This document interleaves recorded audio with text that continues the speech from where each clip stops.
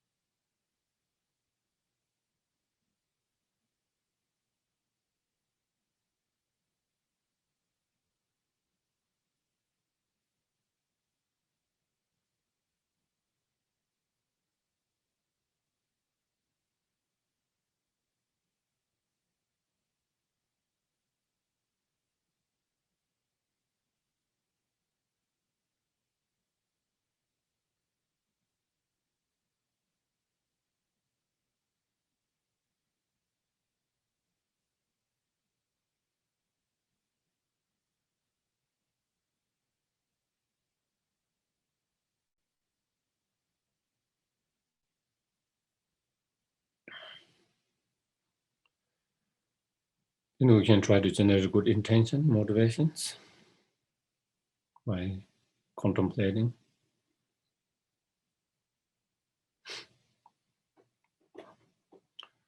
Without cultivating good heart, love, compassion, both in the mind,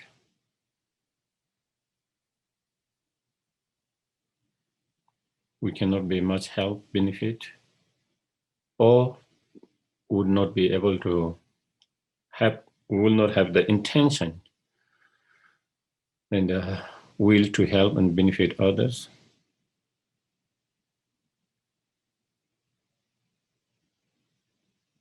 Even if we have the skills, resources to do that,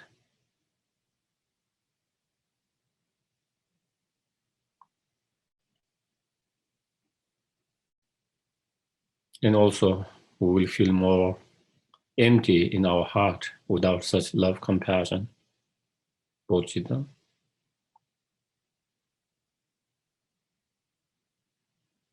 Even though there might be a lot of external things, but in heart we will feel very empty and we will feel very lonely, even though we might be surrounded by so many beings.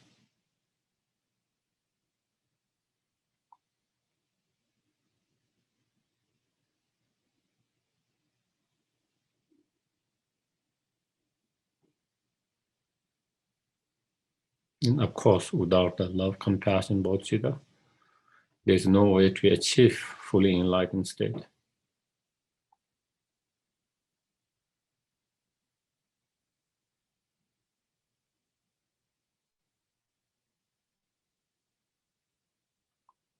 Therefore,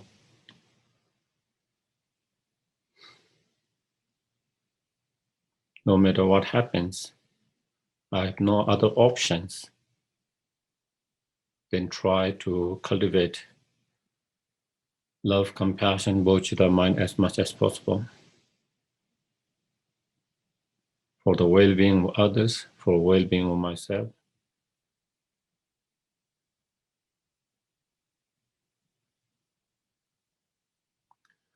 For temporary well-being, for ultimate well-being is absolutely necessary.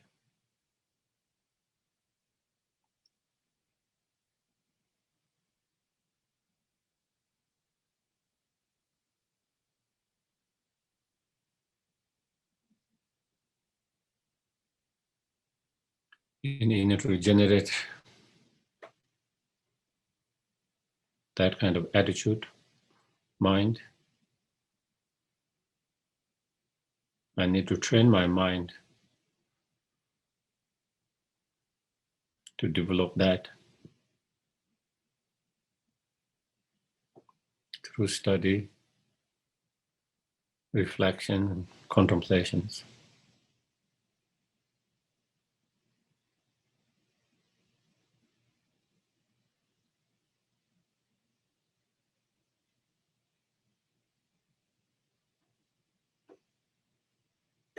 Therefore, us here coming together and sharing our experiences and knowledge, it become cause and conditions for the well-being and happiness of oneself, all sentient beings.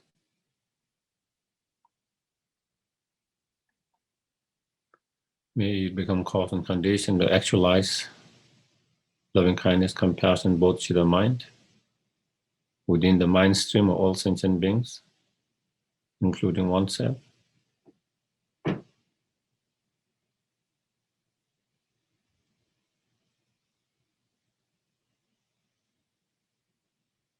And may it become cause and condition to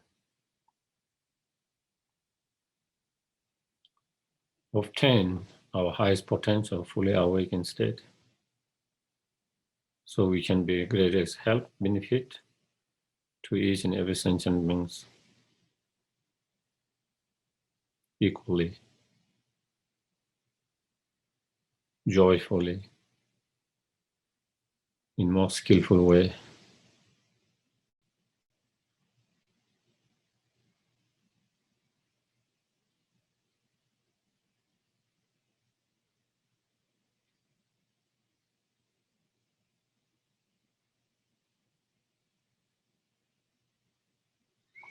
Okay.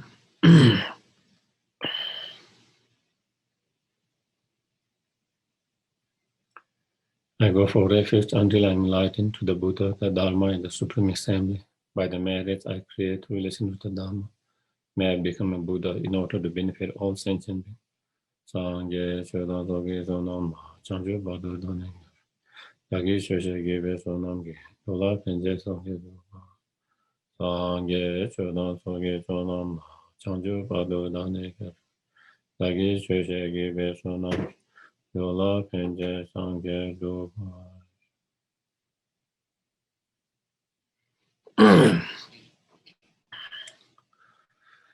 So we have been by following particular verses from the Laman Chopa, we have been discussing on the stages of the path to enlightenment, and we are on the sections where it talks about the stages of path to enlightenment through the practice of the higher scope, and within that we just talk about the need to develop and cultivate good heart last week, and as I mentioned last week, there can be many different levels of good heart, and the bodhicitta mind of the awakening mind, or the bodhicitta mind, is the highest level of the good heart. And in order to feel able to develop the good heart, of course, I think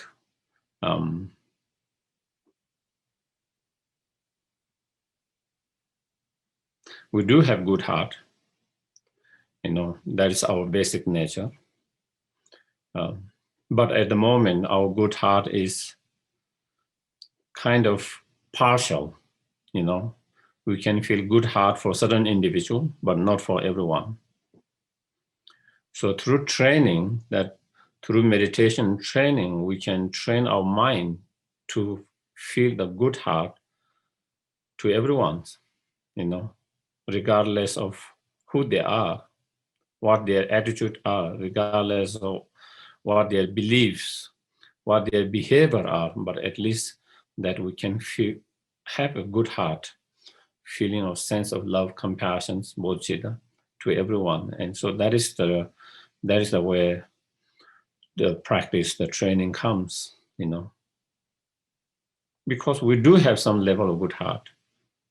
Not even ourselves, even animal, we can see that, even many animals you can see expressing their good heart, sense of love, compassion to whether it's their children's, and sometimes the others, they're not only their children, but also to others, animals as well. Sometimes animals showing the love and compassion of human being as well.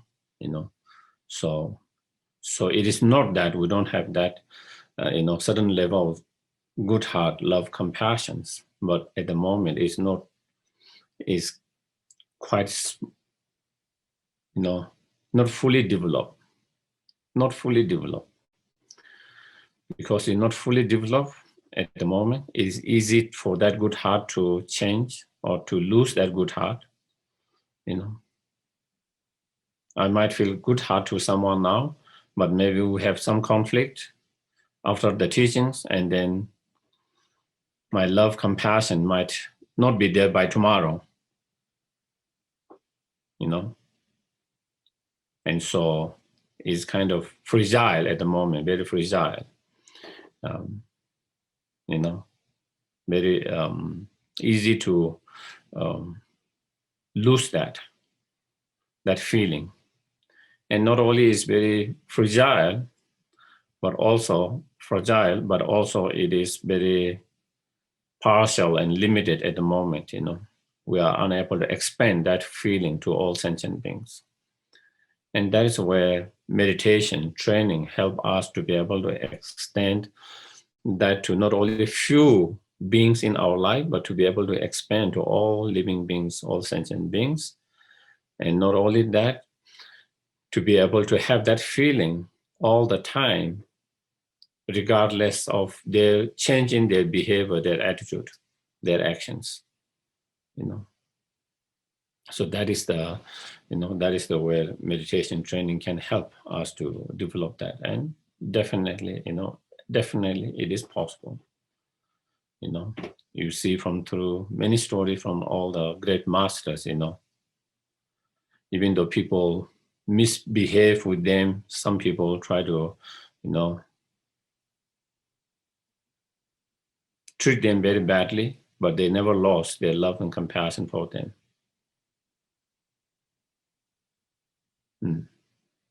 And in our example, Dalai Lama is one of the good examples. Regardless how much the Chinese government, the communist government, try to mistreat him, he never lose his compassion for them. He always pray for them. He always keep in their heart. He never had a bad feeling for them. Instead, wanting to help and wanting to be benefit. And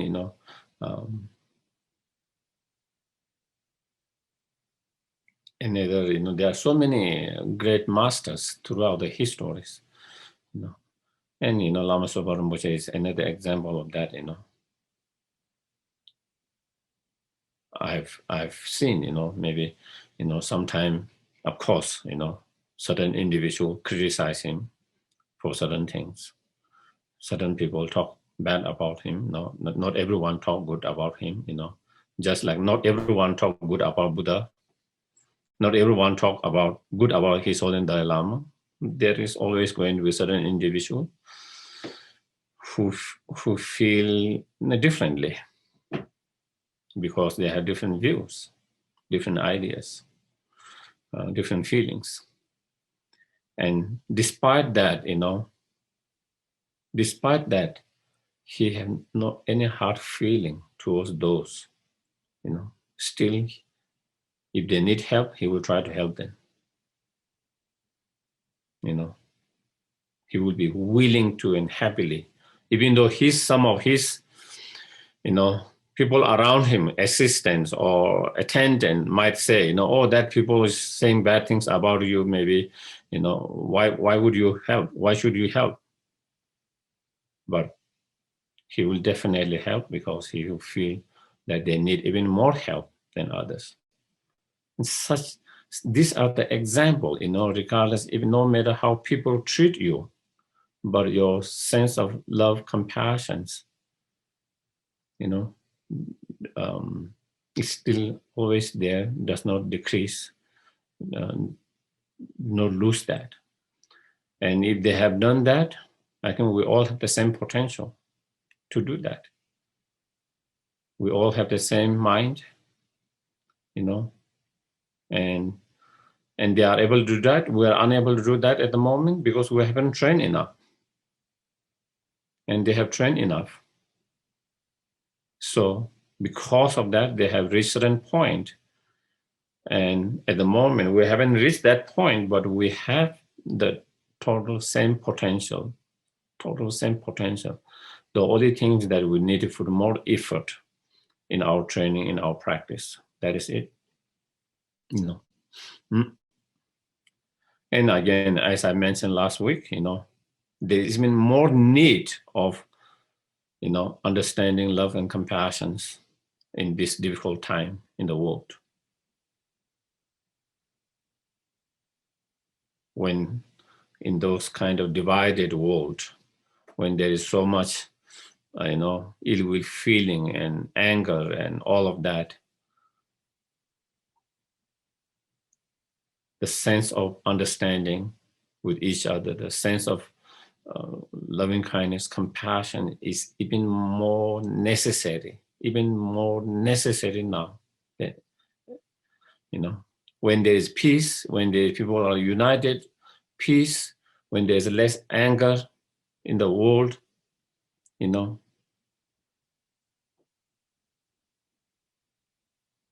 even at those points, we needed love and compassion, but we need it even more in those difficult times. It is the only way to heal. That is the only way to heal. Heal ourselves, heal the society, heal the country, the world we live in. That is the only way. The healing can be only done through love, compassion, understanding. It cannot be healed with, so much anger, hatred. It can't. It is going to get worse and worse if we don't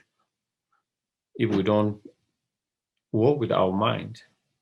If we don't work with our mind, it is only going to be worse and worse, And of course, for some people, they don't have access to how to train their mind, how to work with their mind, how to work with their anger, how to work with all of that. They don't have access. They don't know how to do that. But at least we have the access. At least for us, we know how to do that. And so having access and not applying will be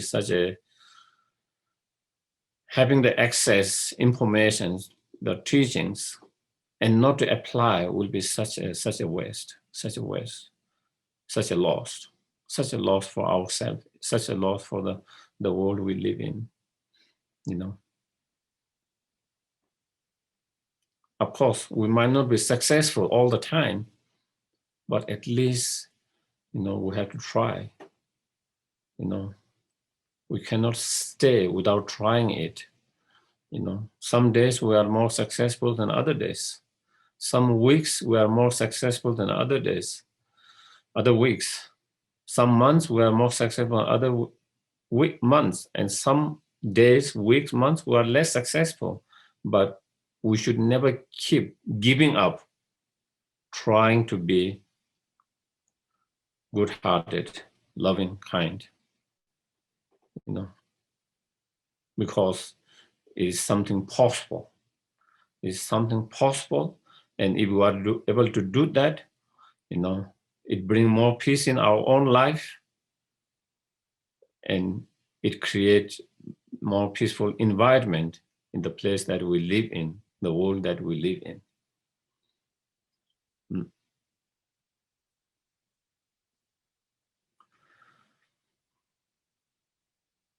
So,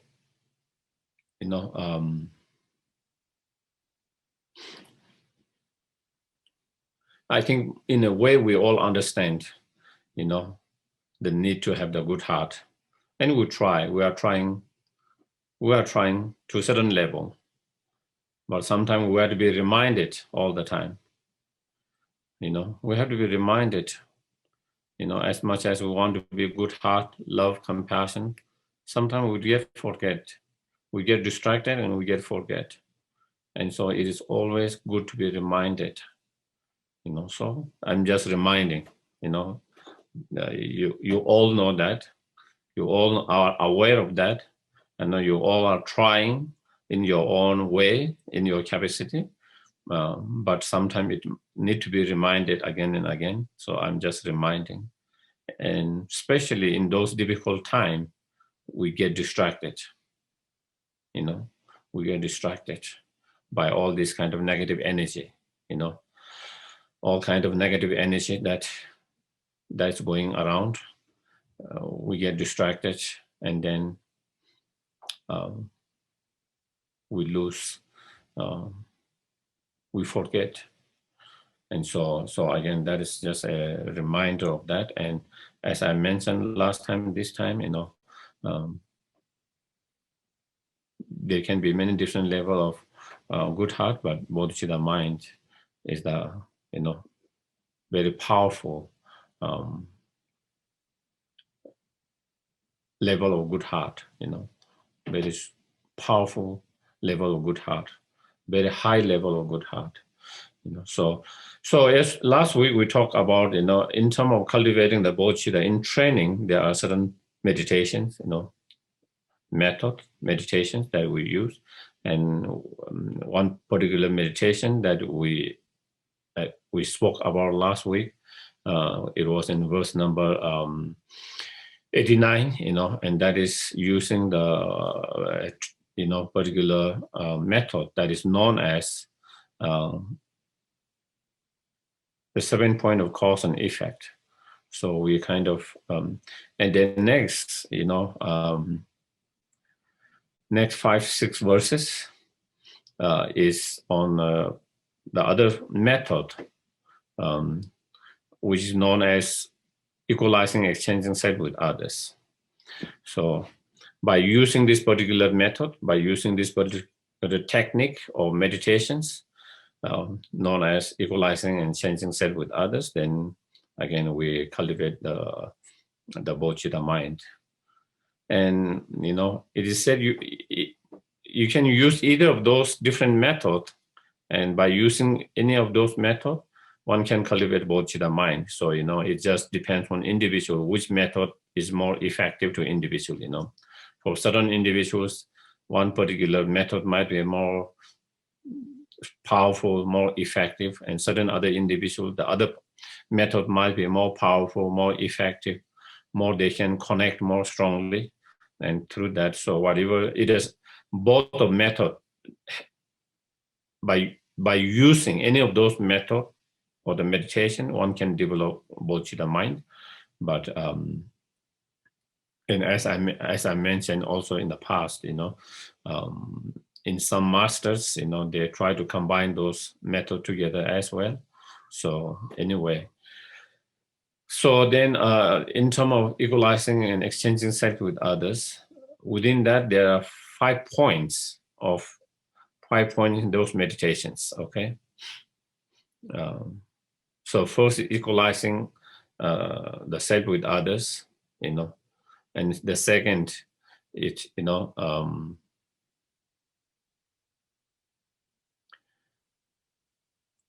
I think, yeah. And the second is contemplating on shortcoming of selfish attitude. And the fourth is meditating on the benefit of cherishing thought for others, And the fourth is equalizing self with others. And then fifth one is the practice of taking and giving, or tonglen, in order to generate and increase and improve loving kindness and compassion. So those are the 5 points. Even though here maybe it seems slightly here it, like verse number 90, it has put a developing equanimity. Normally the equanimity actually comes as a foundations before any of those two methods. But I can also, maybe you can I don't know, or I don't think there is a contradictions, but anyway, so first reading the verses in relation to the equalizing self with others. So, equalizing self with others, meaning, in these meditations, what we try to do is, through this meditation and practice, we try to understand and feel we all are equal. All sentient beings and yourself are equal. No. And therefore, we have to treat ourselves and others equally. Instead of now, we feel we are kind of a little bit better. We feel like we are better. We feel like we are something more special than others. The sense of feeling of a little bit of not same. And so here the meditations, because that is the foundations. On first level, that is the foundations. So here in the verse, it says there's no difference between myself and others. Okay. So here, when you say no difference, we are not talking about no difference externally. Of course, externally, there is two ways of looking at it, isn't it? On one way, we all are human beings, same. As His Holiness always says, we all are same, physically, emotionally, mentally. We all are same. We all are same in that level.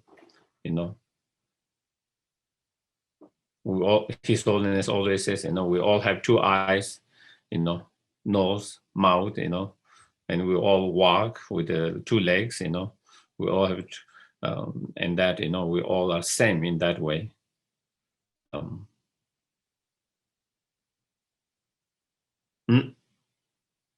But of course, also, it doesn't mean that there is also no difference. Of course, we all might look slightly different. We might have slightly different complex, all of that, but there is also that. But here, when we say there's no difference between myself and others in terms of our wish, none of us wish for even the slightest of suffering, or is ever content with the happiness we have. So we are same and equal in a way that each and every one of us, all living beings, all sentient beings, do not wish slightest pain and suffering, even for a moment.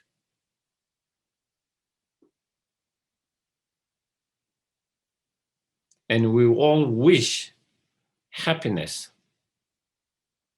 We all wish happiness.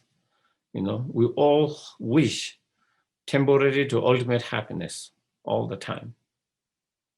On that level, on that basic fundamental level, there is no difference. We all are equal and same on that level.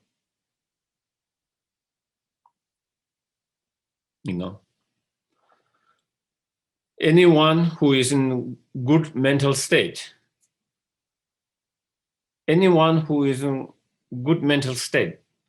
do not want any suffering, any pain in their life.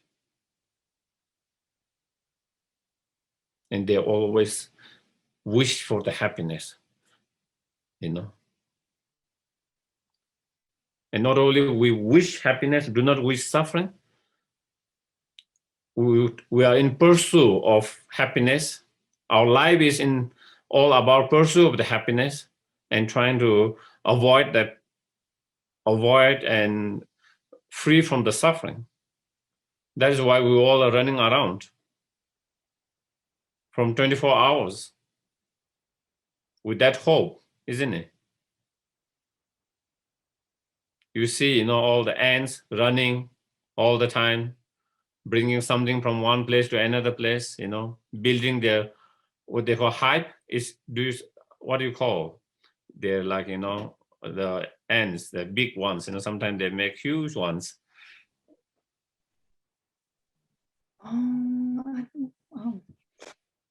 What they call in English, I don't know. Colony, I think.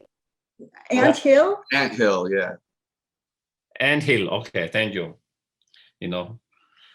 So like anthill, you see them running all the times, preparing themselves to protect themselves. Why? You know, they don't want pain and suffering. So they are trying to create a, hill or house that they can protect themselves. Because they do not want, they are trying to avoid whatever they are trying to protect from.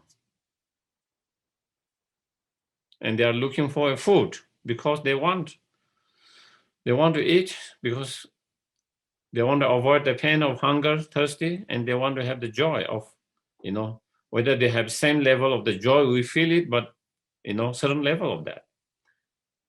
It's just like some of the tiniest insect, ants to all other animals and human beings. We are running our life all the time to avoid the pain, suffering, relief from the suffering, and pursuit of the happiness. There's no difference. We all, of course, we might have different idea, how to avoid the pain, how to live, how to free from the pain, how to achieve the happiness, how to pursue the happiness. We might have different method. We might have different idea about that. But basically, behind that, the wish to have the happiness, pursue the happiness, and not wanting the pain, suffering is same, equal. And so that is very important to understand. Not to understand theoretically, but really feel that we are same and equal on that, from that point of view. That is a very fundamental, And not only we have the wish, not everyone, not all the sentient beings, not only all the sentient beings have the wish to be happy and not to suffer. Just like ourselves, they all have the right to be happy and not to suffer. It's not like I have right to be happy and not to suffer. Other does not have right to be happy and suffer. So these teachings go beyond, much beyond in our world. We talk about human rights, isn't it? Human equal rights. Human rights, equal right. Here, the Buddha is talking about not only human, the right of equal to all sentient beings. The right of sentient beings, not only human, the right of all sentient beings. The equal right of all sentient beings.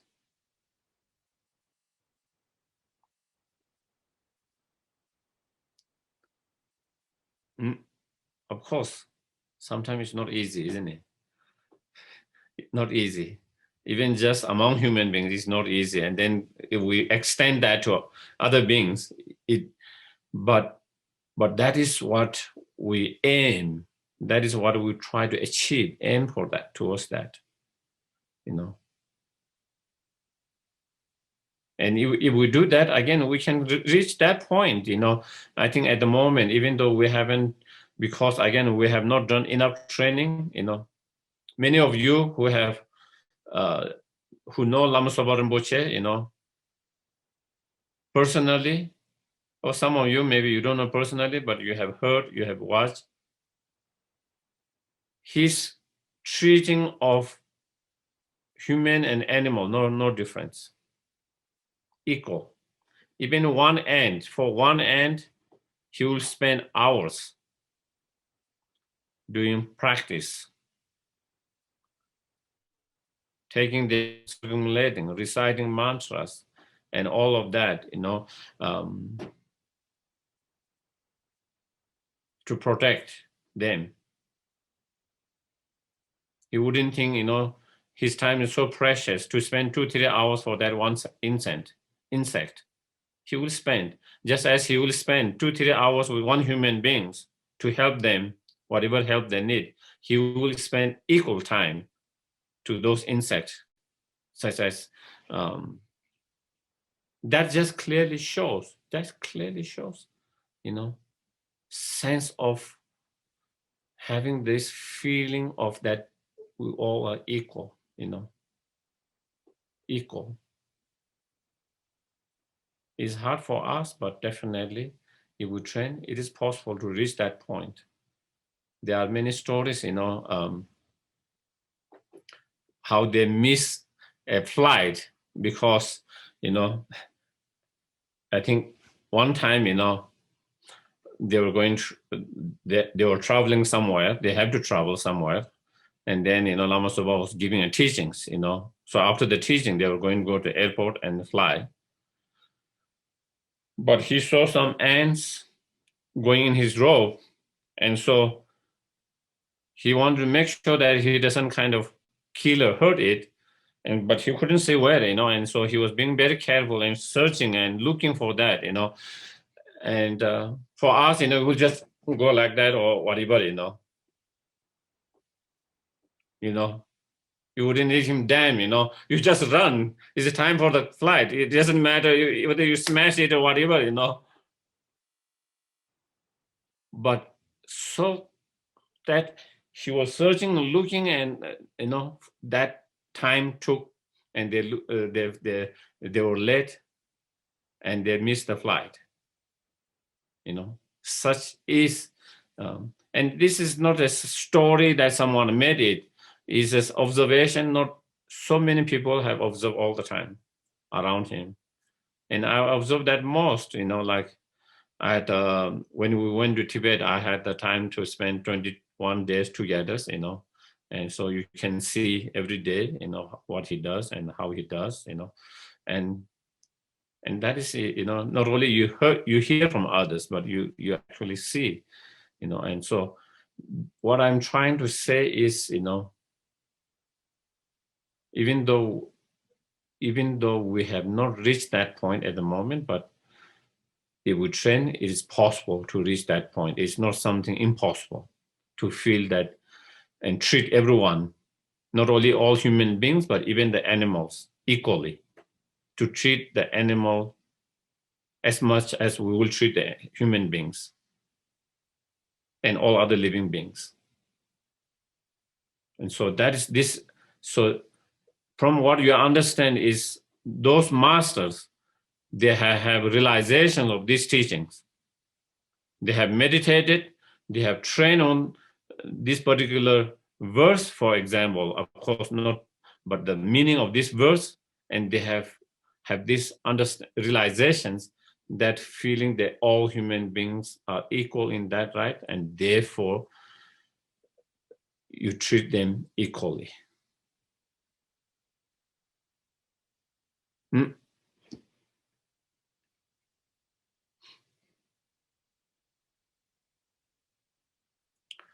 And same with the human beings, even with the human beings, Lama Sopa Rinpoche will spend time and specific lot of prayers for those, people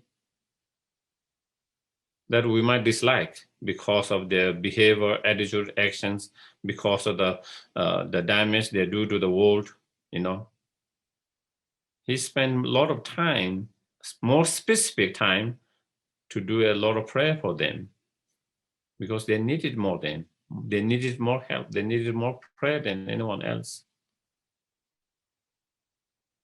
And so,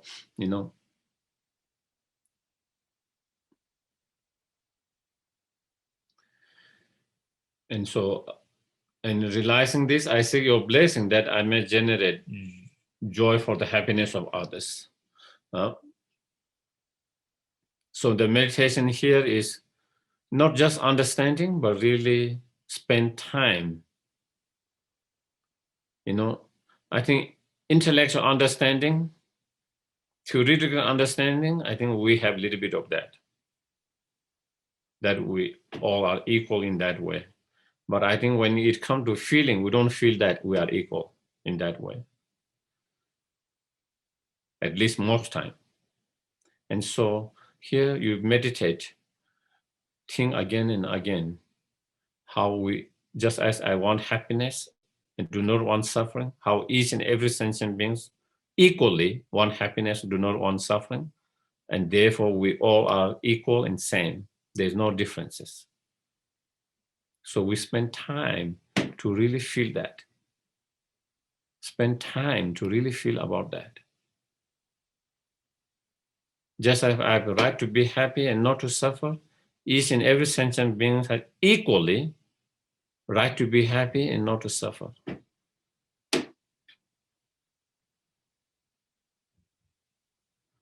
Just as I can overcome the suffering and achieve the happiness, equally, each and every sentient being have the potential, just like myself, to be free from suffering, to achieve lasting happiness. And we all are same, equal in that perspective, on that level. And so you have to feel it. And to feel it, you have to spend time to really go deeper and take time to reflect, contemplate, and feel it. And trying to hold, once you have that feeling that we are no difference, we are same and equal in that level, you try to hold that feeling as much as possible in your meditations, in your practice, your meditations. You try to hold that feeling, and then that feeling might last, who knows, few seconds, few minutes, few hours. And then that feeling might again, started to decrease, become weak. Again, we do again. Again, we try to take time to reflect, contemplate, meditate, and again feel it. And once you have that feeling, again try to hold on that. And then again, that could last long, not so much. Again, so that is part of our practice meditation. We try to do it. Through that kind of reflection, contemplation, meditation, we come to develop certain feelings. And then once we have that feeling, we try to hold on that feeling as much as possible. And if we repeat that again and again and again over the time, days, weeks, months, then that feeling remain more and more in our heart,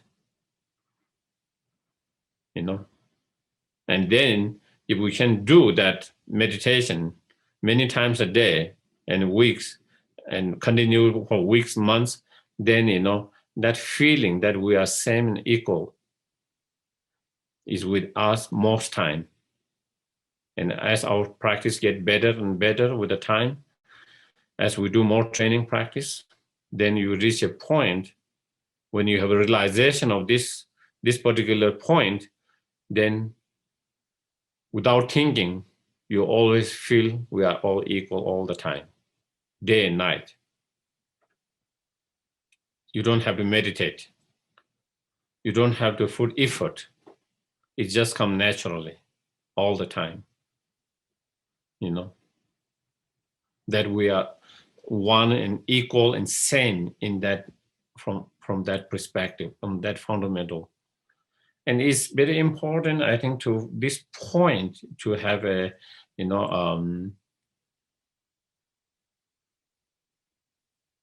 to reach, to feel that we have to focus on the oneness, equalness, same, on that fundamental level.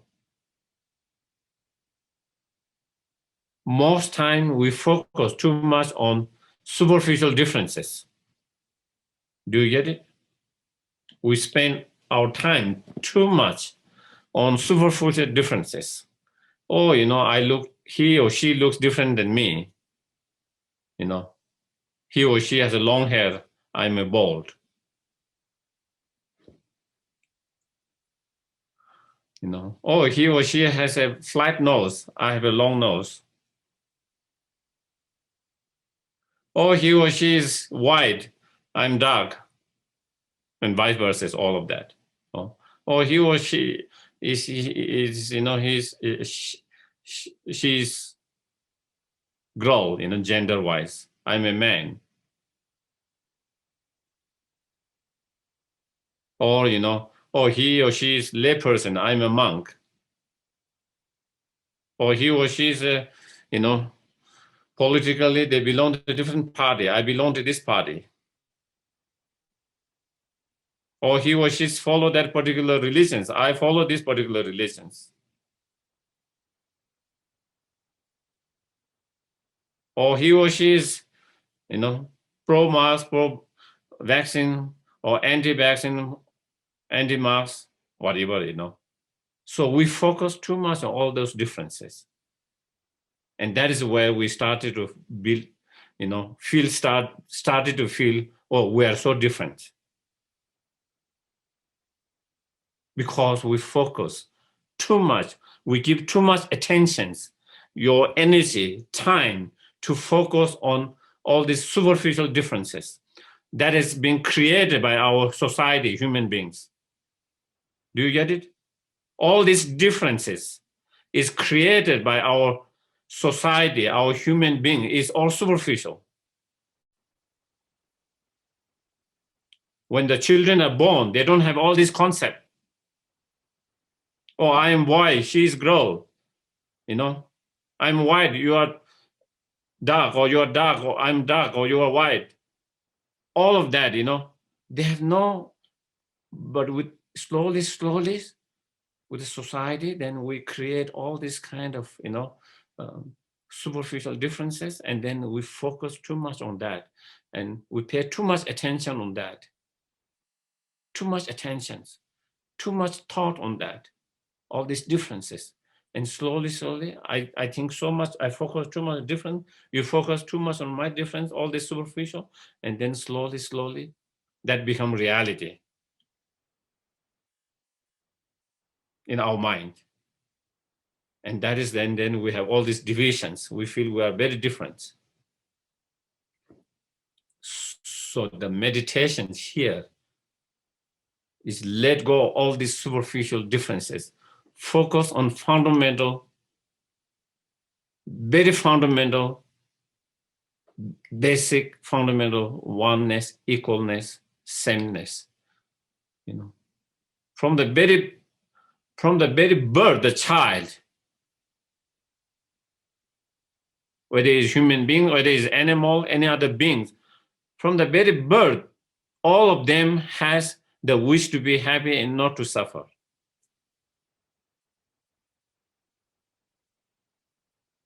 So that is not superficial, but that is the very basic, fundamental that is not being kind of created by the superficial world or society, but it is very fundamental feeling, innate feeling from the very birth. Everyone have that thought without being taught that. And that is the one that is the very basic fundamental, and we don't focus too much on that. We don't pay much attention on that. We don't think so much on that. We don't pay attention on that individually as a societies. And that is why the problem comes. That is where the problem comes. That is the way the problem comes. That is where the division comes. And that is where the frustration and anger comes. Hateful feeling, evil feeling comes. And so it's extremely important to pay attention to this. This one verse, we can practice whole our life with these one verses. This one verse has a exercise for us to practice on the whole life. Such a powerful practice, and very crucial, important practice.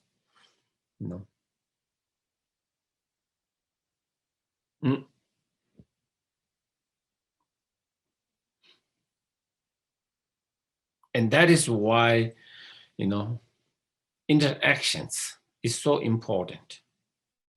Because when we have interactions, we started to understand as a human beings, as a sentient beings. You know, when we don't have interaction, we can have a lot of misconceptions about the others. Only when you started to interact, only when you started to know them personally, you know, then you know better that we all are same human beings, basically with same emotions, you know, same problems, you know. I often get a lot of, you know, cautions from friends, you know. What do you find difference? You know, they say, oh, you travel many places, and what difference do you find? And my observations and my feeling is same. I say we, no matter where you are, which part of the world, we all have the same problem, same emotional problem, same human problems, no differences. You know, in certain places, in certain area, one problem might be more than other problems. In certain area, that problem might be smaller or bigger than other, but basically it's same problems. Some places, some area, there is more physical suffering. In other countries, in other area, there's more emotional suffering, mental sufferings. But both societies, both places, they both have both physical and emotional pain. In one places, one is more stronger than others. So basically, you know, my observation, my feeling is the same. It's the same everywhere you go. We all have same human problems, physical, emotional, mental problems, or the pain or sufferings. Or, you know, not only that, of course, there is also emotional positive as well. You know, in every society, within everyone, there's a certain level of love, compassions, understandings. You know, in certain society, in certain individual is stronger. In certain society, in certain individual is a little bit more weak. But basically, again, you know, we also have positive emotion as well. I think maybe sometimes it is important to say that as well, because we always hear the negative side. Do you get it? And that is, again, when we hear too much of negative, then again we can become depressed as well, hopeless. You know, because again, you know, with every society, with every human beings, there is a certain level of love, compassion, understand all those positive qualities. In certain individual is much more strong because of the past imprint, because of the environment they grow in, sometimes from their families, sometimes from the schools where they go, sometimes from their friends, sometimes from the your spiritual path, sometimes from all different, sometimes. So it helped them to improve that their innate nature, love, compassion more. And then in certain individual, you know, they don't have same environment. They grew up in an environment where it was difficult. They grew up in a difficult environment, you know, and they were not access to so much love and compassion when they grew up. In the home, maybe because in the home, you know, they're having a lot of difficulty issues.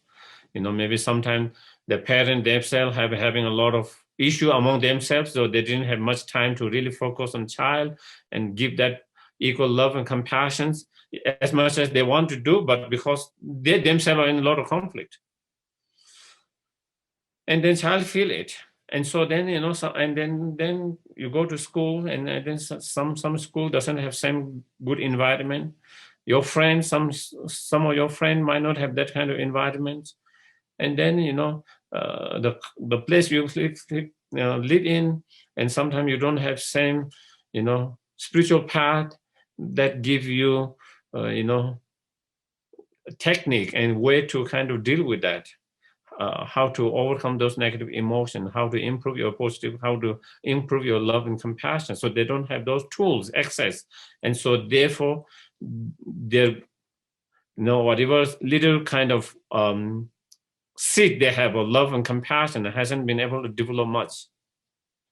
Whereas some, they have those kind of environment, they are able to develop more. And so that is on individual level, that is on society, country as a whole. But there is always the potential. The seed is within each and every one. It's only matter of whether they have the right environment,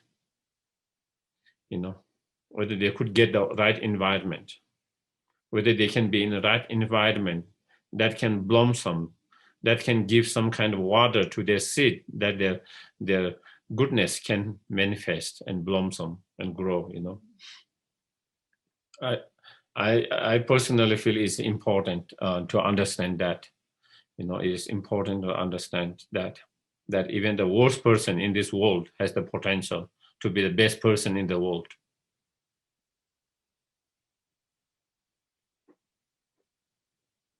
Even the worst person in this world have the potential to be the best person in this world. Is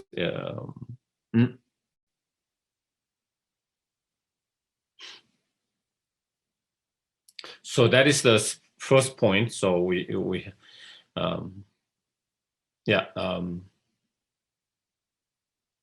so that is the first, and the second is and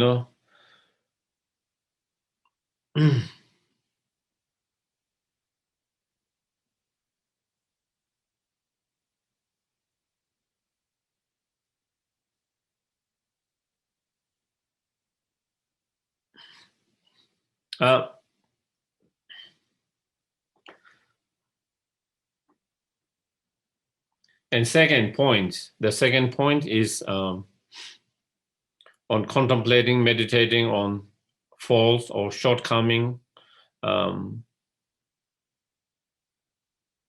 defect of selfish attitude, self-centeredness. Sometimes I would rather use selfish attitude or self-centeredness than self-cherishing, because that word self-cherishing, I think in English terms, sometimes it can be misunderstood.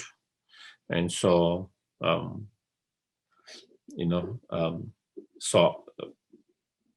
so therefore I prepare to use more selfish attitude or self-centeredness. Okay. And why we need to reflect, contemplate, and meditate on the shortcoming, defect, or fault of selfish attitude, self-centeredness, is because if you have a strong selfish attitude, self-centeredness, there's no space for the true love and compassion and bodhicitta to grow. These two are opposite. These two are the opposite state of emotion or opposite state of attitude. So when you have one of them, the other cannot manifest same time. They are opposite force of energies, internal energies. And so when you have selfish attitude, that moment, in that instant, the love and compassions and bodhicitta towards one individual to whom you have, when you have strong selfish, then that it is, it cannot grow and it cannot manifest fully the loving kindness, compassion, bodhicitta mind. And so therefore, in order to the true love, compassion, bodhicitta to manifest and generate within our heart, we have to reduce and overcome the very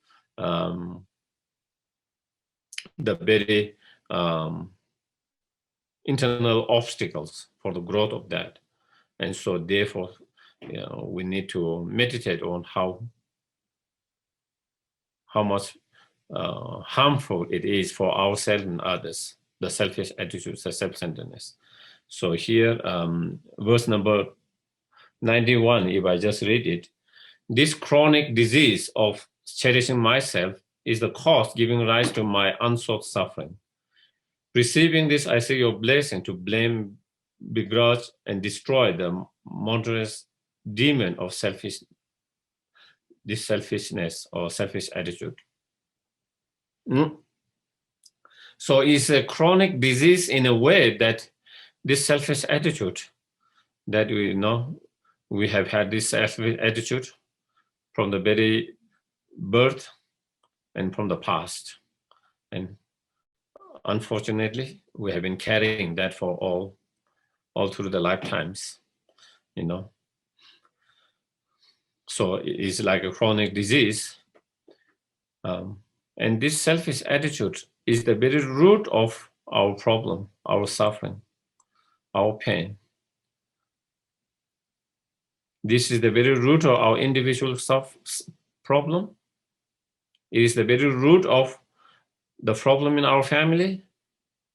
It is the very root of the problem in the country, the world, the planet we live in. The selfish attitude, self-centeredness. Sometimes some other translations, sometimes they will translate ego mind, egoistic mind, you know. So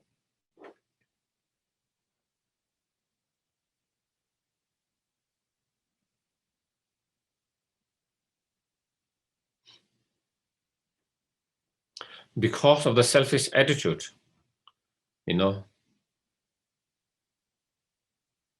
we create all this boundary,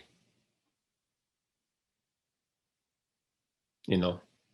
Because of my selfish attitude, I want to protect everything for myself.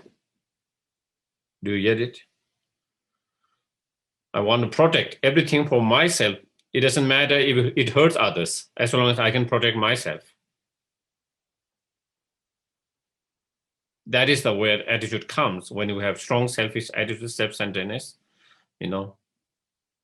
It's all about me. It's all about my well-being. It's all about protecting me. All mine. The mind are part of my, because again, even when you are trying to think of well-being of, you know, my friends, my families, my colleagues, my sanghas, whatever, you know, trying to protect their well-beings and good of all of that. But actually, we do that because they are mine, not because of them, but it's because they are my family. They are my friend. They are my colleagues. They are my sangha. Do you get it? It all come to me, back to me.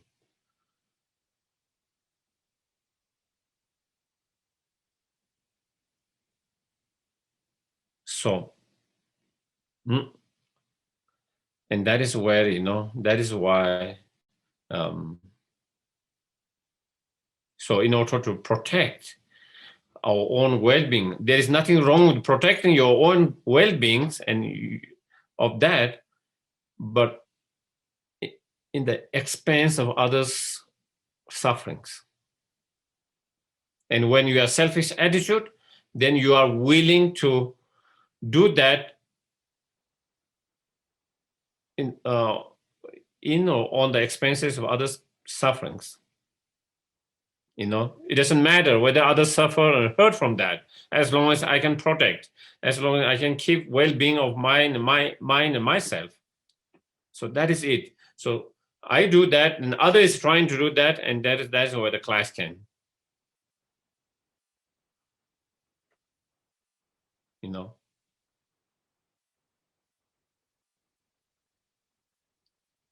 If I don't have that selfish attitude, and if I'm trying to protect not only myself or my family, my friends, or or working for just the well-being of my friend, myself, my friend, my families, my sangha, what.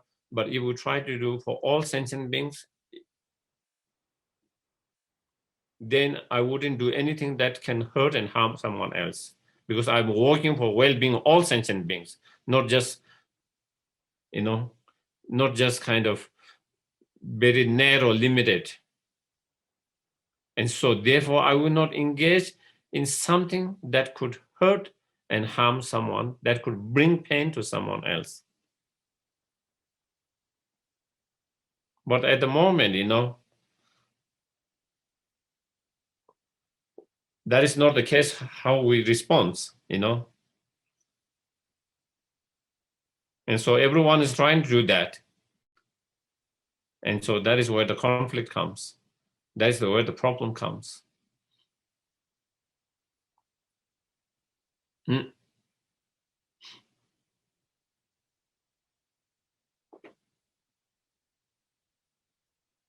That is the problem in this world comes,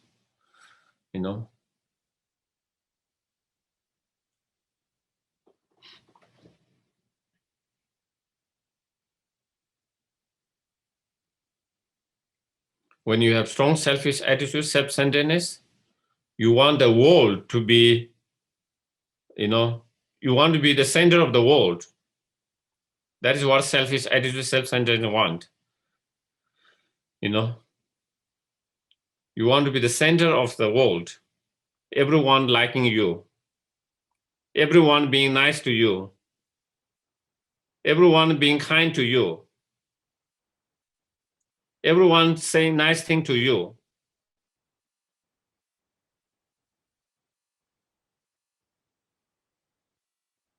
But you don't want to be nice to everyone. You don't want to be kind to everyone. You don't want to love everyone. Isn't it?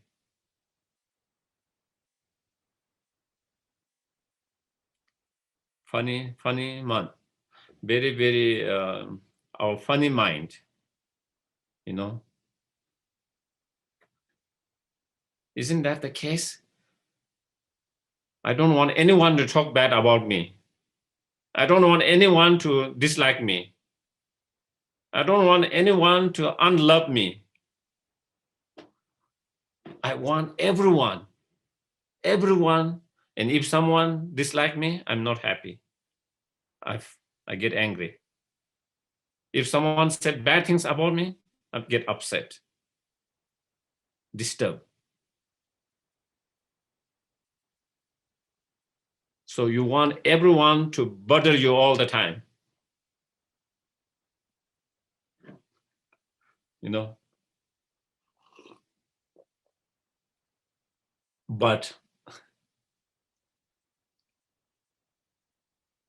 But do you want to, just as we want others to love us, all of them, are you willing to love everyone?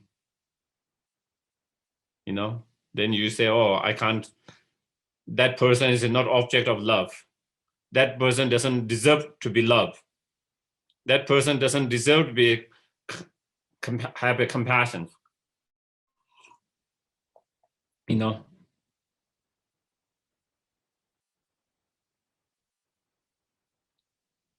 I don't have to like that person's. Why should I like that person's with such an attitude, such a behavior? Why should I like that person, isn't it? Well, we don't think that about my attitude. When it comes to me, I don't think about my attitude, my behavior. Regardless of my attitude, behavior, I want everyone to like me. Regardless of what my attitude and behavior or actions, I want everyone to say good things about me. But when someone asks you to say something nice about that person, someone you dislike, oh, no. Why should I say a good thing about that? There's nothing good about that person.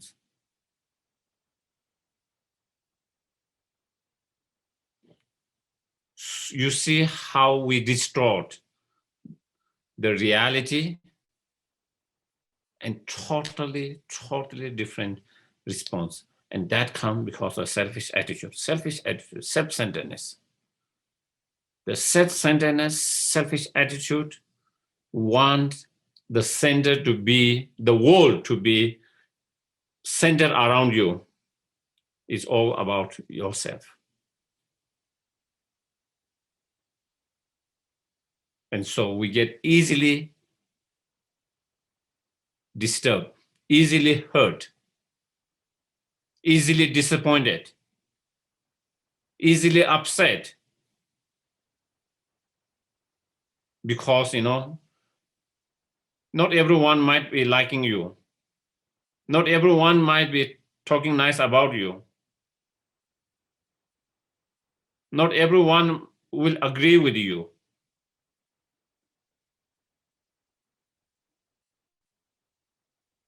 And the moment that happens, our mind is disturbed.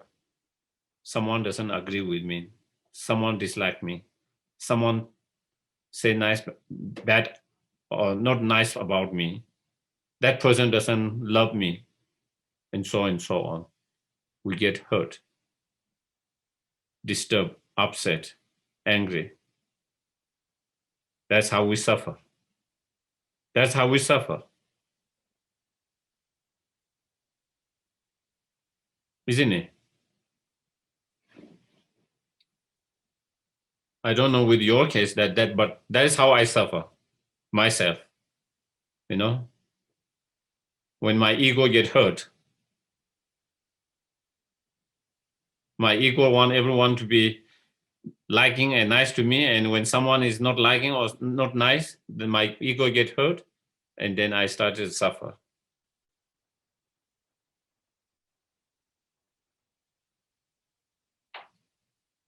And that is when you started to feel hurt and disturb your mind, upset your mind, and then not only you hurt, then the problem arises from that. Then you started to become more unkind, mean to others. When you feel hurt, wounded, then you started to react and try to attack the other persons, make the other person feel the pain. So you retaliate with a bad feeling, negative feelings. And sometimes not only negative feeling, then we might go further than that, and we might say something nasty things. And sometimes we go even beyond that, and we physically harm them. So it hurts and harm others. It already hurt and harm us already.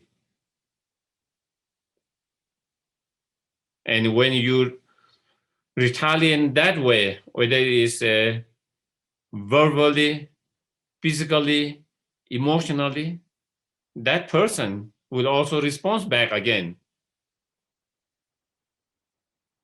And then that person will yell at you, say all the curse on you, say all the bad thing. You get even upset, even more angry, even more pain. And that goes and goes on.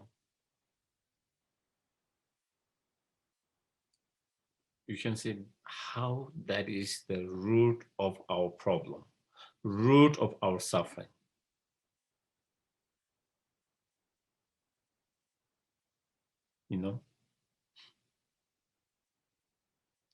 If we don't have that kind of selfish attitude, self-centeredness, where you don't feel the world have to be, how to be surrounded on the center of yourself, then you don't expect everyone to be nice to you. You don't expect everyone to be kind to you. You don't expect everyone to like you. You don't expect everyone to love you. And if someone dislike you, someone doesn't love you, someone said bad things, who cares? Who cares? You know, it doesn't matter. It doesn't hurt you. It doesn't hurt your feeling. If it doesn't hurt your feeling, you are not suffering. You are not pain. You don't have to experience the pain and suffering because of that. And if you are not pain, you don't get upset and angry with that person for their whatever their attitude and behavior. So then you don't have to respond negatively to them. Then you don't have to hurt them and bring more suffering to them. So in that way, then you don't hurt yourself, you don't hurt others, you don't experience suffering, pain, and you don't create more pain and suffering to others. But when you have strong selfish attitude, you know, you can't stop not doing that. You can't stop not feeling that, and you can't not stop not doing that to others. Sometimes we do sometimes we do obvious, sometimes we do in very subtle way, you know. But basically that is it is. And so that is how the selfish attitude, self-centeredness become very root of the problem and suffering of ourselves and others.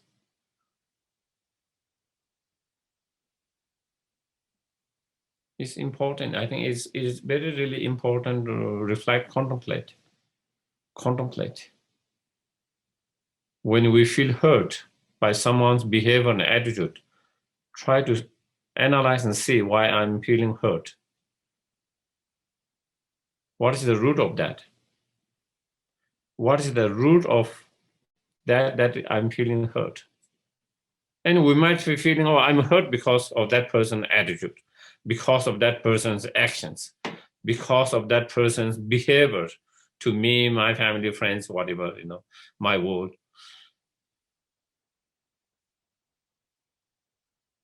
You know, but more than the actions, is that really so? Is it because that person's behavior, actions, or is there something actually more deeper than that?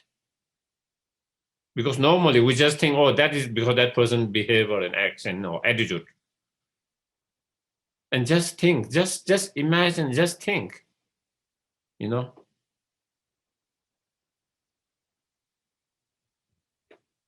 If we don't have that selfish attitude, the self-centeredness, if that person responds that way, we are really feel hurt.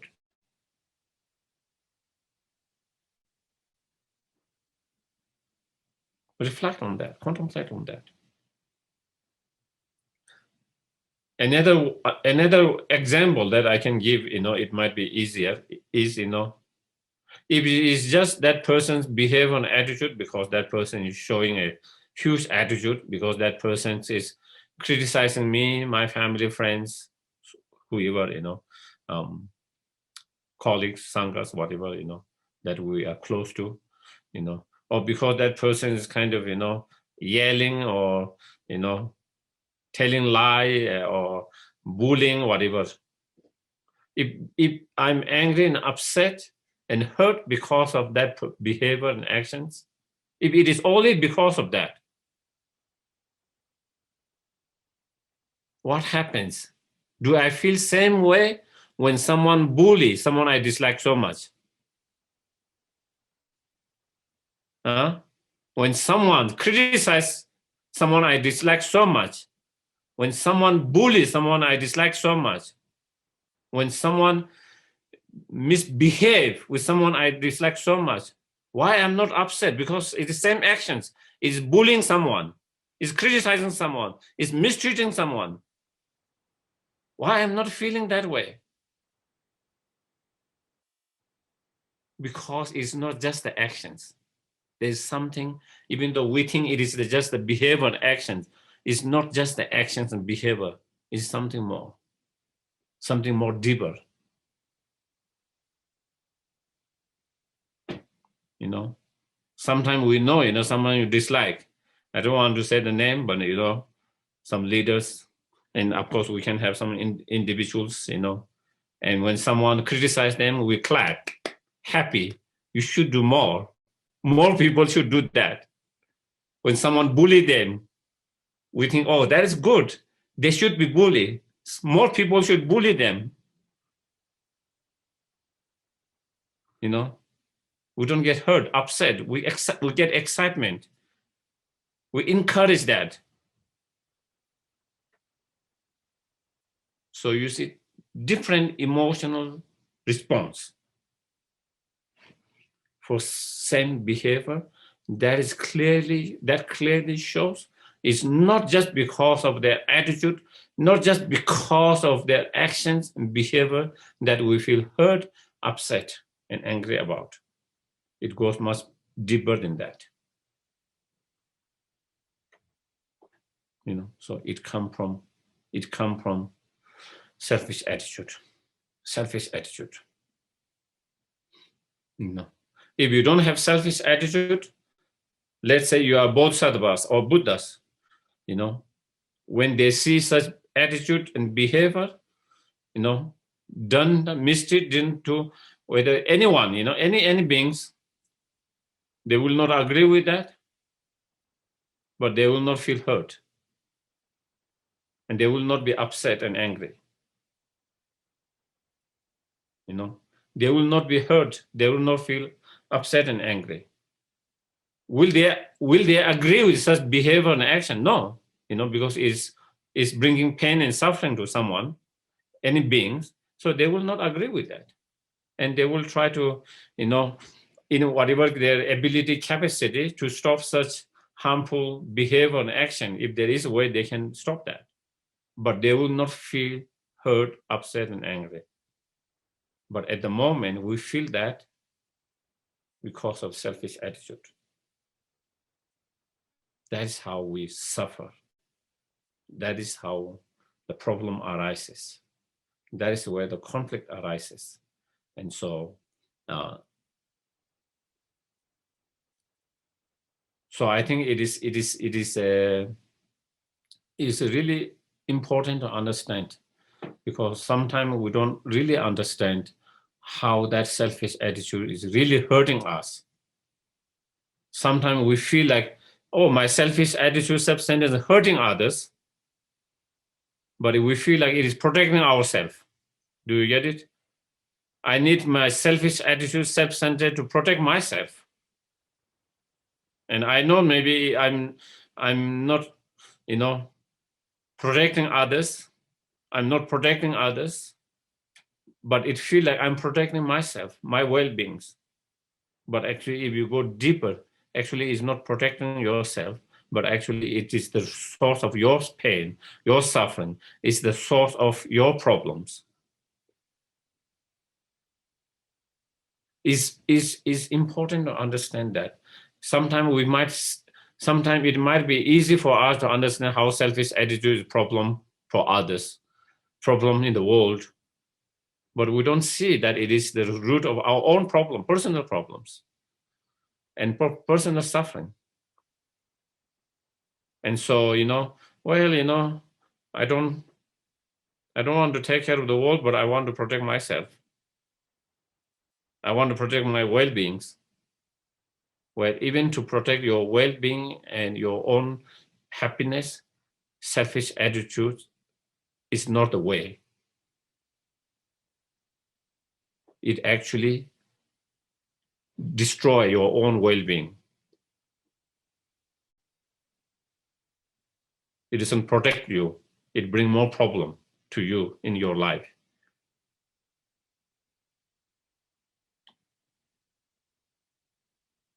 So I think it is extremely important to really, again, you know, we discuss here, you know, and I think maybe you are reflecting, you are contemplating, and many of you can agree, you know, I can see your head, you know, saying, yeah, it's agreeing.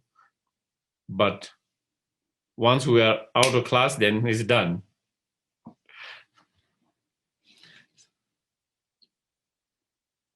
Once we are out of class, then again, we're back to our selfish attitude. And normal world, you know, it is all up. So something that you hear here from the teachings, you go home, you reflect, contemplate, give more thought on that, take more time to meditate on that, contemplate on that. And if you feel that is true, is really, it is really, that is the case, then we have to contemplate more, meditate and more, so that we can kind of reduce that selfish attitude slowly, so that we can overcome that selfish attitude slowly, reduce slowly, and eventually overcome that completely. So if we can do that, then uh, we create a space to cultivate love, compassion, bodhicitta, and also we reduce and overcome the cause of our problem, cause of our sufferings, cause of our feeling hurtful, and thereby also stopping the cause to create more problems to others and pain and problem to others as well. So I think today, I think we will kind of, so if there is any questions or comments, I can take a couple of them before we stop, if there is any. So you can send in chat and unmute. Okay, I can see one here. How do you know when to be compassionate at a distance versus supporting others in person physically? For example, I have very strong karma with individual of specific astrology signs. I've seen much of the past life story with it. I feel it as if it is a year of breaking the karma across all levels of my path.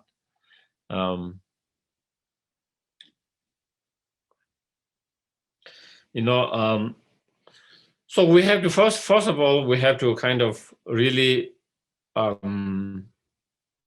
check on our own compassions, level of compassions. One step is to work with our compassion. So our compassion is sincerely and true. Sometimes it can come as in a form of compassion, but it's not really compassion. So we don't want to get kind of mixed up that feeling that we are doing out of compassion, but actually it's not out of compassion, it is something else. So if it is coming from truth, from point of compassion, then you will not be disappointed and upset if people does not accept your compassionate actions or help, or if people respond in a differently than you expect, or you expected. So you will not feel hurt, you will not feel rejected, you will not feel all of that, and also that it doesn't lead to a bitterness. At the very beginning, you feel like you did out of compassion, good feeling, but later, because of the way they respond, the way they acted and response, then you feel kind of bitter about it. So if it's coming from true compassion, it will never lead to that bitterness, that bitter feelings, if it's coming from true compassions. So I think that, so nobody want to be in that kind of space where you feel bitter later, bitterness afterwards. So therefore, I think first is really working on our own mind to cultivate genuine, sincere compassions. So when we actually act out of compassion, so regardless of whatever result, that we don't end up bitterness and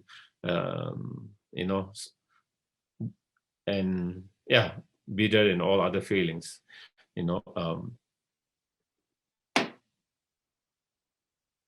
So I think that's important.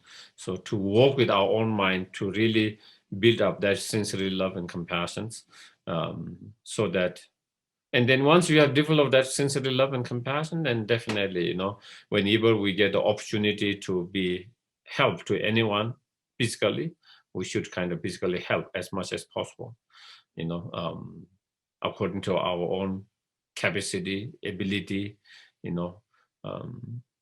while taking care of ourselves, that we don't burn out ourselves, so that, so that we can continue to give more and for long durations, Because if we don't take care of ourselves because we want to do something and we burn out ourselves, and then later we have to take care of ourselves, and then we are unable to help and continue to support and help others, because now you don't have the energy to do that, physically, emotionally, so taking care of yourself, and the motivation to take care of yourself is to be more benefit and to give more in long term, to be able to support and to be able to give, to be able to help for long term. So the motivation for that, then I think definitely, we have to kind of help, support, benefit others at the same time, being mindful of our own, physical and emotional well-beings, and also taking care of that is another, I think, important factors that we have to keep in considerations.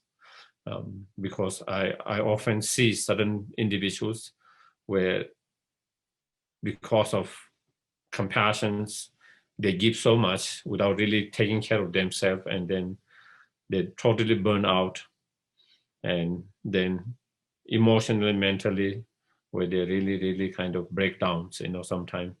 And so that doesn't help yourself, and that doesn't help in long term to support and help others as well, because you will need to take care of yourself, someone to take care of it, instead of you being able to help and care others. So I think that is so that is where I think we have the balance. We have to one, watching our own mind, whether it's sincerely coming from compassion or is coming from sometimes is sense of um, compulsory, that you feel like you what do you call uh, it's like, sometimes whether it's your parent, whether it's your children's, whether it's your friend, sometimes it is not really coming from your compassions, but it's just like you feel like you have a responsibility to do that, and then sometimes that, so it's not sincerely coming from your heart, you feel like, oh, if I don't do what the society might think and this and that, uh, and people will think I'm not a good children, people will think I'm not a good parent, people will think I'm not a good friend, I'm not a good practitioner, so and so on, so in that state, it's not sincerely coming from your heart, it's not true love, compassion. And when you do that, a lot of time it tend to, so so it's important to really watch the sensitive and trying to cultivate the sensitive feelings uh, to help and benefit others. Even we don't have at the very beginning sensitive feeling, but we try to develop that with a more putting effort and practicing through that. And then on the basis of that, definitely you can try to help and benefit as much as possible whenever you possible. Mm.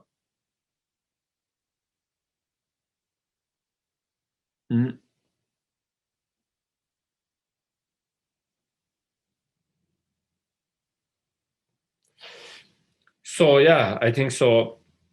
And sometimes, in certain situations, it is also good to kind of, it all depends on the situations and the other persons as well. Sometimes as much as you want to help physically, but sometimes you have to keep physically distant. Okay, it has to be the right conditions. The other persons have to be open to receive the help and willing to help, because sometimes you do that and it can backfire, even though you have good intention and even you want to help them physically, but it can backfire. Instead of being able to help, you might even hurt them emotionally, mentally, because they might feel you are interfering their life without being asked.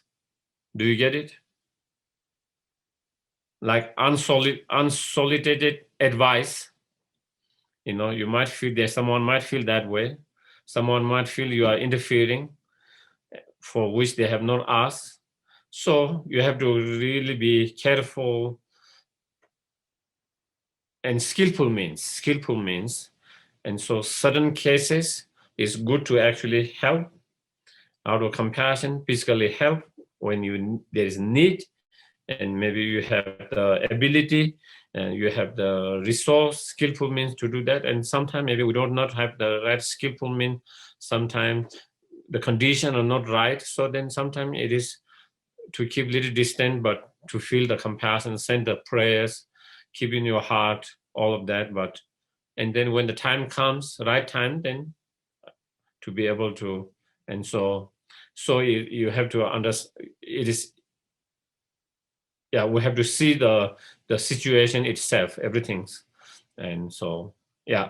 But of course, holding in compassion, you can always do that all the time. So we do the dedications. Okay, thank you.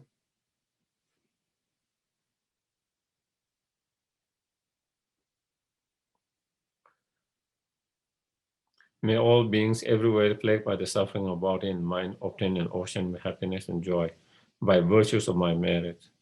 May no living creature suffer, commit evil, or ever fall evil. May no one be afraid or belittled with a mind weighed down by depression. May the blind see form and the deaf hear sound. May those whose bodies are worn with toil be restored on finding repose. May the naked find clothing, hungry find food. May the thirsty find water and delicious drink. May the poor find wealth, those with sorrow find joy. May the forlorn find hope, constant happiness and prosperity. May there be timely rains and bountiful harvest. May all medicine be effective and wholesome prayer bear fruit. May all who are sick and ill quickly be freed from their ailments. Whatever disease they are in the world, may they never occur again. May the frightening cease to be afraid. Those bound will be freed. May the powerless find power, and may people think of benefiting each other. For as long as space remains, for as long as sentient beings remain, until then may I too remain to dispel the miseries of the world. Thank you very much, everyone. Have a wonderful day.